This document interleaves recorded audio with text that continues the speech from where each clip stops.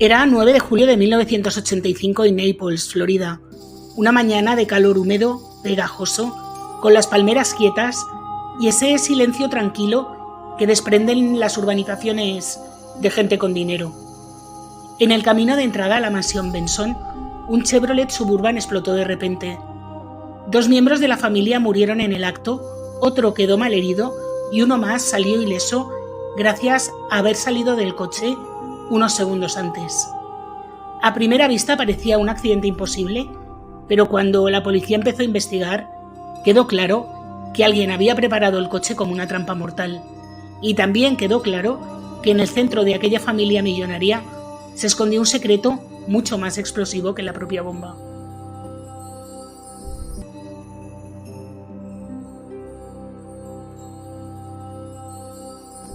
Hola a todos, yo soy Julia y hoy os traigo el caso de una familia multimillonaria estadounidense que además de millones en el banco tenía también millones de secretos que estaban a punto de salir a la luz cuando un coche estalló en la puerta de su casa. Desde ese momento empezaron a airearse todos los trapos sucios de un clan que hasta ese momento parecía la misma imagen de la felicidad y la concordia. Si quieres saber más, sé bienvenido. Aprovecho para agradeceros que veáis mis vídeos y ya sabéis que si os gustan os podéis suscribir, dejarme un like, activar la campanita, comentar, compartir y todas estas cosas. Aprovecho también para deciros que tengo un segundo canal, Letra Pequeña, que os dejo enlazado en la cajita de información. Y bueno, ya no me enrollo más y vamos con la historia. Nuestra historia comienza, como os he dicho al principio, el 9 de julio de 1985. Pero para entender bien la historia hay que remontarse casi 60 años hasta llegar al abuelo de la saga, un hombre llamado Harry Hitchcock, que en el año 1927 tuvo la ocurrencia, o más bien el olfato empresarial, de comprar todas las tierras del condado de Lancaster, en Pensilvania, para dedicarlas al cultivo de tabaco y convertir esta producción en una compañía que se llamó Lancaster Leaf o Hoja de Lancaster. A mediados de los años 30, la empresa ya empleaba a más de 500 personas y se había consolidado como la principal operadora de hoja de tabaco de Estados Unidos. Durante las 3 décadas siguientes, la compañía creó filiales en otros estados de Estados Unidos, en Europa y en Asia. Con los años, Harry Hitchcock se volvió un cristiano muy devoto que pasaba sus días rezando y meditando, por lo que decidió regalar buena parte de su fortuna a sus hijos y él dedicarse a la jardinería. Un patriarca excéntrico que dejó un legado millonario, y aquí fue precisamente donde comenzó el problema. Porque cuando dejas millones a tus descendientes, lo normal es que se peleen por ellos. Y los Benson cumplieron con creces con este cliché. La hija de Harry, Margaret Hitchcock, se casó con un hombre llamado Edward Benson, conocido familiarmente como Benny. Era un hombre bastante ambicioso, adicto al trabajo, que entró en el negocio de su suegro. La pareja vivía a lo grande con casas de vacaciones, yates, coches deportivos, arte oriental y pomos de oro en las puertas de su mansión de Lancaster. Sí, pomos de oro. Cada vez que abrías una puerta te sentías millonario. De este matrimonio nacieron 2 hijos, Carol Lynn y 7 años después, Steven. Ella era la rubia perfecta, guapa, popular, simpática, lista y ex reina de la belleza. Steven, como os he dicho, 7 años más joven, era tímido, introvertido y siempre estaba a la sombra de su hermana. Cuando Carol se fue a la universidad, Steven tenía ya 13 años y por fin creyó que era su momento de brillar. Pero su madre decidió complicarle la vida con un anuncio bomba. Iba a adoptar a un bebé. Ese bebé se llamó Scott y oficialmente era el hermano pequeño de Steven y Carol, aunque en el pueblo corría el rumor de que en realidad era el hijo ilegítimo de Carol Lynn. A partir de ahí, Steven quedó relegado al tercer puesto en el podio familiar. Sus intentos por impresionar a sus padres eran un fracaso tras otro. Dejó la universidad 3 veces, pidió dinero a tutiplén para montar negocios que se hundían uno tras otro y siempre acababa volviendo a casa con las manos vacías y pidiendo más. Benny, su padre, estaba decepcionadísimo con él porque Steven no se parecía en nada al hombre de negocios que él soñaba tener como heredero. Y por si todo esto fuera poco, la situación empeoró en 1980 cuando Benny murió de cáncer de pulmón. Margaret se quedó viuda y con 10 millones de dólares en el banco. Como os podéis imaginar, los que me conocéis, no me he resistido a meter estos 10 millones de dólares en la calculadora de inflación, que me dice que a fecha de hoy 10 millones de 1980 equivaldrían a 42 millones de dólares.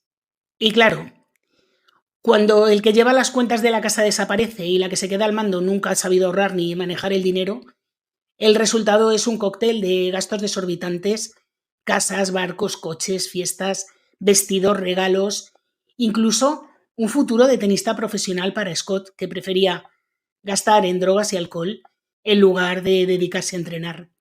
En un solo año, Margaret dilapidó $1,500,000 y sus hijos vivían de esta fortuna como auténticos parásitos.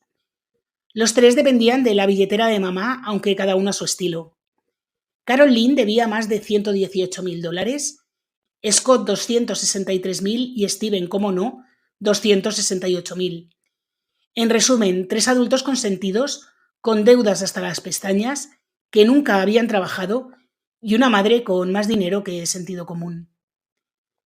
En aquella época se mudaron a Naples, Florida, el paraíso de los jubilados millonarios: playas de arena blanca, campos de golf y urbanizaciones privadas. Allí vivían en una lujosa casa de estilo español en Quail Creek, junto al hoyo 3 de un campo de golf.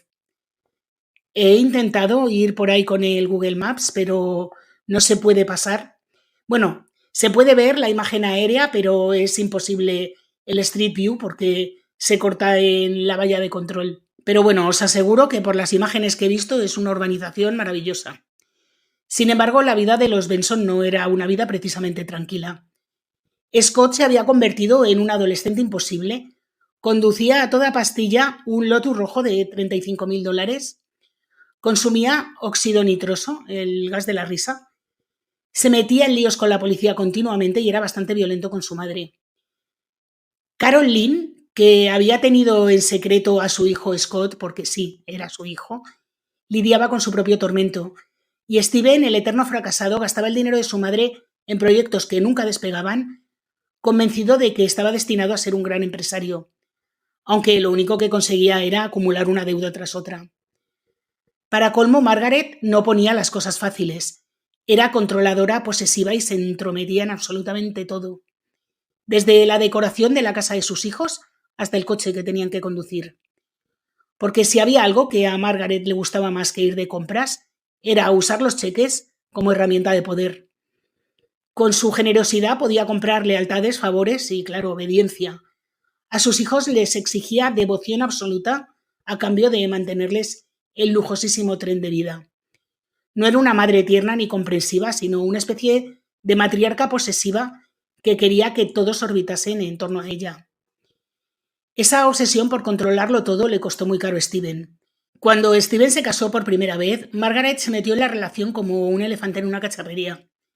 Decidió no solo en qué casa debían vivir y su coche y absolutamente todo, hasta la mascota que debían elegir. Resultado, un matrimonio fracasado al cabo de unos meses. Con Debbie, la segunda esposa de Steven, la cosa fue todavía peor, hasta que la nuera le plantó cara y le cerró la puerta en las narices, prohibiéndole ver a sus nietos y opinar sobre su vida. El choque entre la suegra y la nuera era de órdago. Sin embargo, Margaret nunca dejaba de mostrarse orgullosa de sus empresas familiares y de lo bien que lo hacían sus hijos. Presumía entre sus amigas de ser la verdadera dueña de la compañía de alarmas que Steven había montado con su dinero, con el dinero de su madre, aunque todo el mundo sabía que aquello era un fiasco monumental. Y además se jactaba de que el apellido Benson seguía asociado a negocios millonarios. La realidad, como os digo, era bastante menos glamurosa, porque solamente sus cheques eran los que sostenían proyectos ruinosos, y ya se estaba empezando a dar cuenta y estaba agotándose su paciencia. Pero lo más llamativo de Margaret era esa contradicción tan suya. Por un lado, la gran señora rica, que despilfarraba sin medida, y por otro, la madre que nunca dejaba de controlar lo que hacían sus hijos con cada dólar. Podía soltar cientos de miles sin pestañear, pero si sospechaba que alguien le estaba engañando, montaba en cólera. Carol Lynn, por ejemplo, era en apariencia la joya de la familia. Rubia, guapa, popular, había ganado concursos de belleza y siempre había estado en el escaparate como el orgullo de Margaret. Frente al perfil gris de Steven, Carol brillaba, pero tras esta fachada de hija modelo, escondía un secreto que con los años estallaría. Scott, oficialmente su hermano pequeño, era en realidad su hijo. Lo tuvo cuando estaba en la universidad siendo apenas un adolescente y para evitar el escándalo, Margaret se encargó de adoptarlo como propio. Una maniobra que en su mundo era de lo más normal, porque era mejor falsear el árbol genealógico que admitir una mancha en la reputación de aquella familia tan estupenda. El resultado fue un niño criado como un hermano, pero con una relación muy enrevesada con su madre, que a ojos de todos era su hermana. Carol Lynn llevaba esa doble vida con discreción, pero también con cierto tormento. Como adulta acabó viviendo en Boston, lejos del epicentro familiar, aunque siempre regresaba a Naples, sobre todo a ver a su hijo y a pedirle dinero a su madre. En aquellas visitas el ambiente era tan tenso como cabría esperar en un clan donde los cheques y las apariencias valían más que el cariño.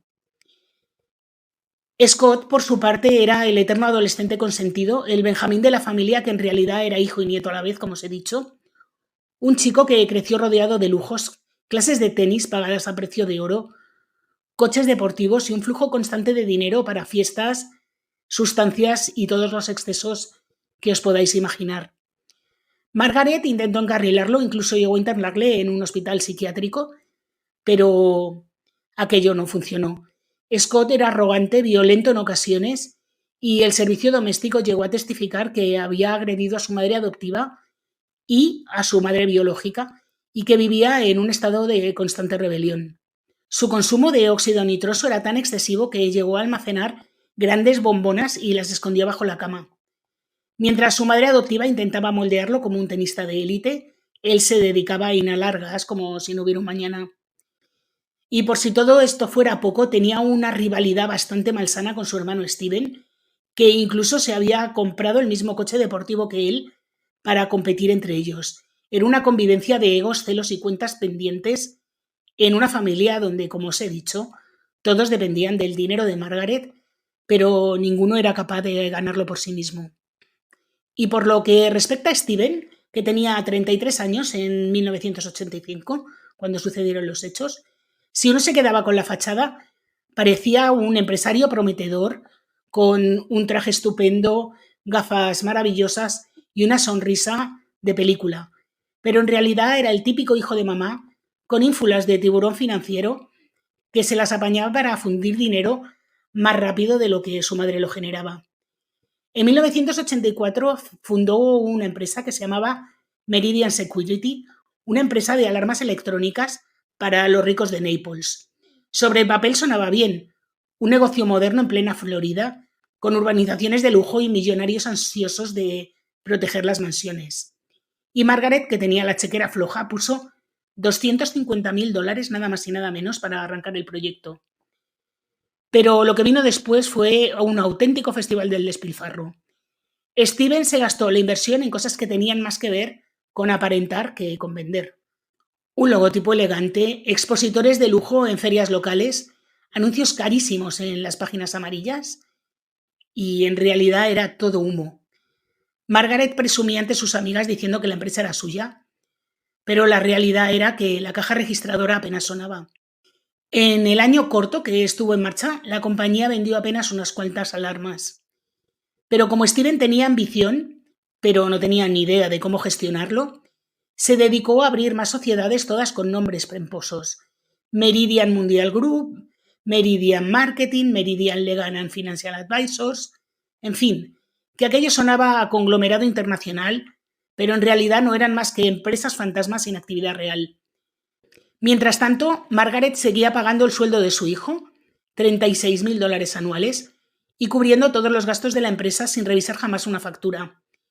Y eso, lejos de hacerle sentir agradecido, le llenaba de resentimiento, porque cada cheque de mamá le recordaba que no era un empresario de éxito, sino un mantenido de lujo. Así que un día decidió vengarse a lo grande. Empezó a desfalcar dinero directamente. Movía fondos de una empresa a otra, cogía cheques en blanco que Margaret le dejaba para pagar nóminas y los usaba para comprarse casas o para cubrir deudas. Incluso se inventó trucos de trilero, como cuando pidió $25.000 a su madre para comprar una furgoneta Chevrolet y al mismo tiempo solicitó un préstamo bancario por la misma cantidad. Resultado, se quedó con $50.000 y con Margaret pagando el préstamo. En fin, un genio del mal, pero bastante cutre. El caso es que en un año la señora Benson perdió inútilmente casi $250.000 en la compañía de Steven, sin contar todos los préstamos y trapicheos adicionales. Y cuando el contable de la familia Wynker revisó los libros de cuentas, se dio cuenta de que aquello no cuadraba por ningún lado y Margaret comenzó a abrir los ojos. Comprendió que su hijo no era un brillante empresario, algo que me imagino que ya sabía, que era un agujero negro de dinero, eso también lo sabía, pero lo que más le molestó es que le hubiera mentido. Y así fue como el 8 de julio de 1985, un día antes de la tragedia, Margaret Benson y su abogado Wayne Kerr decidieron hacerle una visita sorpresa a Steven en sus oficinas. Querían ver de primera mano qué estaba pasando con la famosa Meridian Marketing, una de esas empresas que oficialmente estaban dormidas, pero que Steven había reactivado en secreto. Cuando Margaret entró en la oficina se topó con un espectáculo que la sacó de sus casillas. Las instalaciones eran elegantes, de apariencia profesional, con suelos relucientes y muebles de diseño.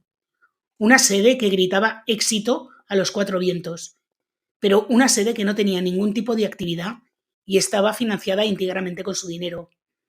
Y para colmo, Steven vivía en una casa nueva, en la misma zona en la que estaba la oficina, que era Fort Myers, comprada también gracias a los cheques de mamá. Y lo que más encendió a Margaret fue ver que aquella casa era justo la casa que ella siempre había soñado tener. Y además se lo había dicho a su hijo. Y allí estaba Steven, disfrutándola con Debbie, la segunda esposa, a la que Margaret no soportaba. En esa familia, donde el dinero para lo único que servía era para comprar obediencia, este levantamiento de Steven era una declaración de guerra. La escena fue muy tensa. Margaret montó en cólera delante de Wayne Kerr y le ordenó que iniciara los trámites para recuperar la propiedad hasta que Steven le devolviera el dinero con el que la había adquirido.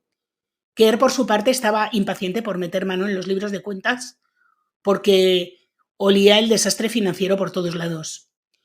De vuelta en Naples, Margaret no se anduvo con rodeos. Le dijo a su hijo que quería toda la contabilidad preparada para una inspección al día siguiente. Steven tragó saliva porque sabía perfectamente que si su madre veía las cuentas reales, descubriría todos los movimientos turbios, los desvíos de fondos, los cheques mal usados, los préstamos camuflados, o sea, todo. Y ahí estaba la clave. En ese momento Steven comprendió que el tiempo se le había acabado. Si Margaret tiraba del hilo, no solo se quedaba sin acceso a la fortuna familiar, sino que podía enfrentarse a consecuencias legales. Steven, muy obediente, cargó los libros de cuentas en su coche, se fue a casa de su madre y aparcó su furgoneta pegadita al Chevrolet Suburban en el que minutos después estallaría una bomba. No pocos investigadores especularon con que su plan era que la explosión destruyera también estos documentos. Era martes, pleno verano en Florida, y Steven Benson se levantó como si fuera un día cualquiera. Tenía 33 años, vivía con su mujer y sus 3 hijos en Fort Myers, y aquel día había quedado para desayunar con su madre Margaret, su hermana Carol Lynn y su hermano menor Scott. Un plan familiar de esos que parecen inofensivos hasta que sabes lo que está a punto de ocurrir. Condujo los 32 kilómetros que separaban su casa de la mansión de Quail Creek, y allí le esperaba su familia, aunque el ambiente, como os podéis imaginar, distaba mucho de ser acogedor. Margaret le había citado con Wayne Kerr, el abogado de la familia, para hablar de esos asuntos financieros que amenazaban con dejar a Steven en evidencia. Nada más llegar a la cocina, Steven saludó con entusiasmo, una efusividad sospechosa de alguien que la noche anterior había prometido ayudar a su madre a marcar con estacas el terreno donde pensaba construir su nueva casa. La tensión se podía masticar, y Wayne Kerr estaba revisando papeles, y Steven, con un gesto casi teatral, se ofreció a ir a por un café. Un detalle de amabilidad que contrastaba mucho con el mal humor que había exhibido en los últimos tiempos. Se marchó con el Chevrolet Suburban de Scott, supuestamente porque su propia furgoneta no tenía gasolina. Lo raro fue que tardó 1 hora en volver de una tienda que estaba a 10 minutos como mucho. Excusa oficial, se había parado a hablar de negocios con un conocido. Casualidad o cálculo, el retraso cuadró a la perfección con lo que ocurriría después. Cuando volvió, sobre las 9 de la mañana, los 4 Benson salieron con las cuerdas y estacas para marcar el solar de la futura casa. Wayne Kerr se quedó en la mansión revisando la contabilidad de Margaret. Scott, medio dormido y de mal humor por haberle sacado de la cama, se sentó al volante del Suburban. Steven acomodó a su madre en el asiento delantero, aunque ella prefería ir en el asiento trasero. Carol Lynn se colocó detrás de su hermano hijo, aun sabiendo que se mareaba en ese sitio. Todo parecía estar organizado al detalle por Steven, que en el último momento dijo que había olvidado la cinta métrica y se alejó corriendo hacia la casa. Carol Lynn, para ventilar un poco porque hacía un calor insoportable, dejó la puerta trasera entreabierta. Este gesto insignificante en apariencia fue lo que le salvó la vida. Cuando Scott giró la llave de contacto, todo se volvió naranja. Una explosión brutal sacudió el coche, lanzando llamas y metralla en todas direcciones. Carol sintió como si retrocediera a toda velocidad por un túnel de fuego, sus manos ardían, su cara se abrasaba y a duras penas logró arrastrarse fuera del coche en llamas. Lo primero que vio fue el cuerpo sin vida de Scott y a su madre Margaret, destrozada por la onda expansiva. Había perdido un brazo y parte de la cabeza. Carol, entre llamas, gritó a Steven, que la observaba desde el porche: «Ayúdame, por favor». Pero él se dio la vuelta y entró corriendo en la casa. Los vecinos, alertados por el estruendo, acudieron corriendo. Vieron el coche envuelto en fuego, los cuerpos en el suelo y a Carol medio desfigurada luchando por levantarse. Uno de ellos trataba de ayudarla cuando una segunda explosión retumbó en el aire. Steven reapareció entonces con una expresión de horror bien ensayada. Le dijo a Wayne Kerr que llamara una ambulancia y se sentó tranquilamente a contemplar la escena. Lo que había empezado como un desayuno familiar en Naples había terminado convertido en un campo de batalla con 2 fallecidos, una herida de gravedad y un único ileso, Steven. La explosión había sido tan brutal que a los pocos minutos ya estaban allí bomberos, policías y, cómo no, los agentes de la ATF, alcohol, tabaco y armas de fuego, la brigada más experimentada de Estados Unidos en explosivos. Y no tardaron en encontrar pruebas entre los restos del Chevrolet. Allí encontraron fragmentos ennegrecidos de tubos galvanizados, y la conclusión fue inmediata. Se trataba de bombas de fabricación casera. El sheriff del condado, el teniente Harold Young, interrogó a Steven después del desastre, y la primera reacción de este joven fue culpar a otros. Sugirió que quizá el responsable había sido algún conocido de Scott que andaba metido en ambientes muy extraños. Muy convincente, pero sobre todo viniendo del único que había salido ileso, la cosa chirriaba un poco. Las excusas de Steven empezaron a hacer agua rápidamente. Para empezar, no supo explicar por qué había tardado 1 hora en ir a por café cuando la tienda estaba a 10 minutos. Tampoco recordaba el nombre del supuesto conocido con el que había estado charlando, que estuvo charlando con él 40 minutos y no sabía ni cómo se llamaba, en fin. Y lo más sospechoso, estaba tan nervioso que no era capaz ni de encenderse un cigarrillo. La novia de Scott, Kim Beagle, también estaba presente aquel día y entre lágrimas comentó a la policía que había algo raro en la forma en que Steven actuaba tras la explosión. Cuando le preguntaron a la chica que quién creía que podía ser el responsable, no lo dudó y dijo que Steven. Y cuando le pidieron un motivo, lo resumió en 2 palabras. Económicos, claro. Carol Lynn, mientras tanto, sobrevivía de milagro en el hospital. No pudo declarar hasta 3 semanas después, tras varias cirugías. Y lo que dijo fue demoledor. Mi madre me dijo que no le sorprendería que Steven intentara deshacerse de ella. Las piezas encajaban. Steven había montado negocios ruinosos, había malversado cientos de miles de dólares y su madre estaba a punto de pillarle con las manos en la masa. Así que tenía un motivo muy fundado. Los investigadores también rastrearon la procedencia de los tubos, estos que encontraron entre los restos del coche, y dieron con una ferretería cercana a las oficinas de Steven. El dependiente recordaba perfectamente a un cliente misterioso que había comprado ese material. Cuando compararon las huellas de los recibos con las de Steven, el resultado fue contundente. Coincidían. Como guinda, un viejo conocido de Steven declaró a la prensa que ya en 1981 le había visto hacer bombas caseras en la cancha de tenis de su casa. Vamos, que no era un novato en el tema. Finalmente, el 22 de agosto de 1985, Steven fue arrestado y los cargos fueron 2 asesinatos en primer grado, su madre y su hermano Scott, y un intento en su hermana Carol Lynn. Se le negó la fianza y, para rematar, el propio abuelo Harry Hitchcock envió una carta al juez advirtiendo que temía por su seguridad si Steven quedaba en libertad. Cualquier persona capaz de acabar con su madre es capaz de acabar con su abuelo por la misma razón. El cerco se había cerrado. El hijo pródigo, que había vivido toda la vida del dinero familiar, ahora se enfrentaba a la posibilidad de pasar el resto de sus días en la cárcel. Un año después de la explosión comenzó en Fort Myers el juicio contra Steven, en el que él, por supuesto, se declaró inocente. La sala estaba abarrotada. El caso se había convertido en un auténtico culebrón, seguido en directo por la televisión local. Los vecinos lo llamaban ya las crónicas de los Benson, y en muchos hogares sustituyeron a las telenovelas de la tarde. Para el fiscal Jerry Brock, Steven tenía un móvil económico.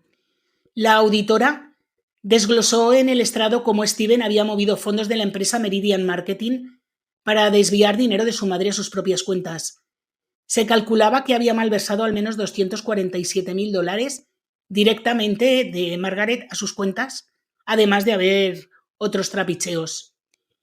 El fiscal también llevó como prueba los recibos de la ferretería con las huellas de Steven para comprar los tubos y un golpe de efecto final, y fue el testimonio de Carol Lynn, la única superviviente y hermana de Steven.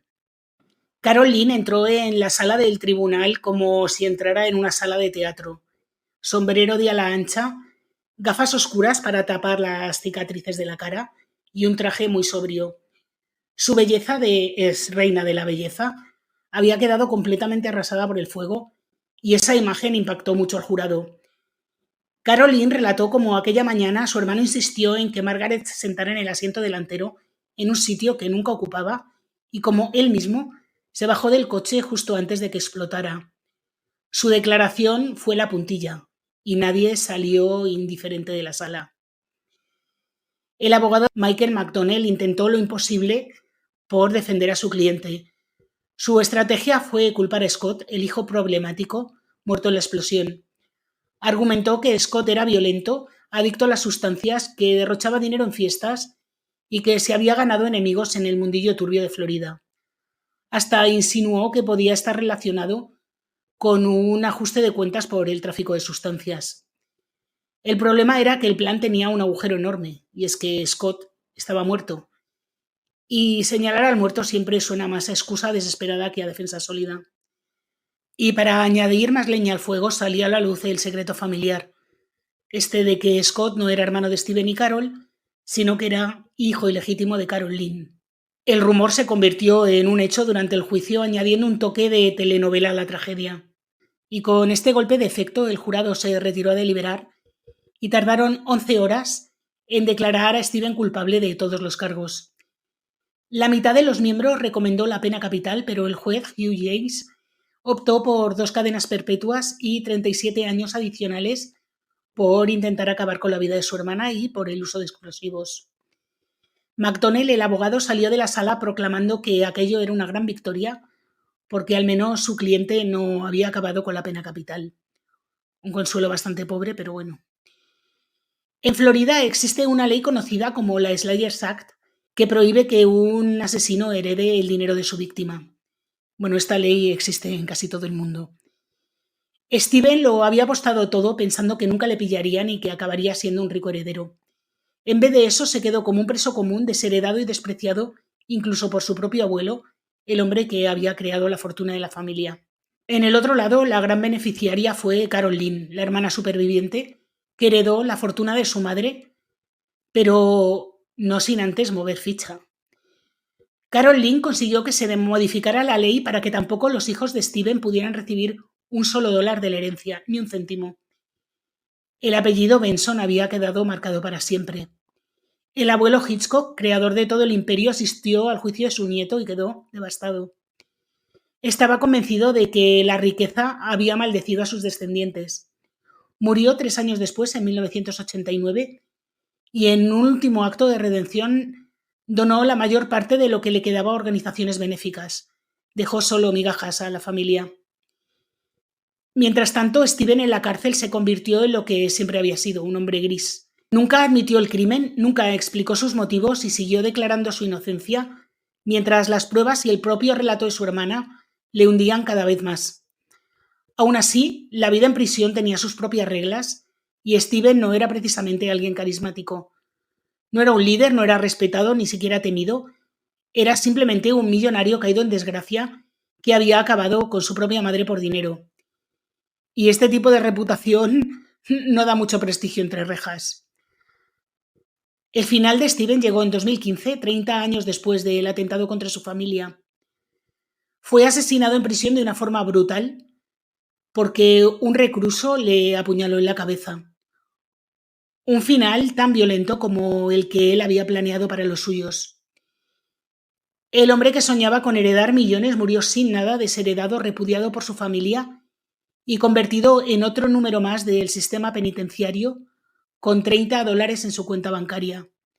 Un final que muchos vieron como una especie de justicia poética, porque el heredero del tabaco, que quiso volar a su familia, acabó muriendo como un preso cualquiera en una riña carcelaria. Y bueno, hasta aquí el caso de hoy, un caso que seguro que muchos conoceríais, un caso que me recordó un suscriptor que sabe mucho sobre True Crime y suele comentar cosas bastante interesantes, así que él sabe quién es. Muchísimas gracias por recordármelo. Y bueno, como os digo, que no me quiero enrollar más. Si os ha gustado, por favor, dejarme un like, activar la campanita, comentar, compartir todas estas cosas. Recordad que tengo otro canal, Letra Pequeña, y recordad también que subo vídeo todos los viernes. Así que me despido hasta la semana que viene.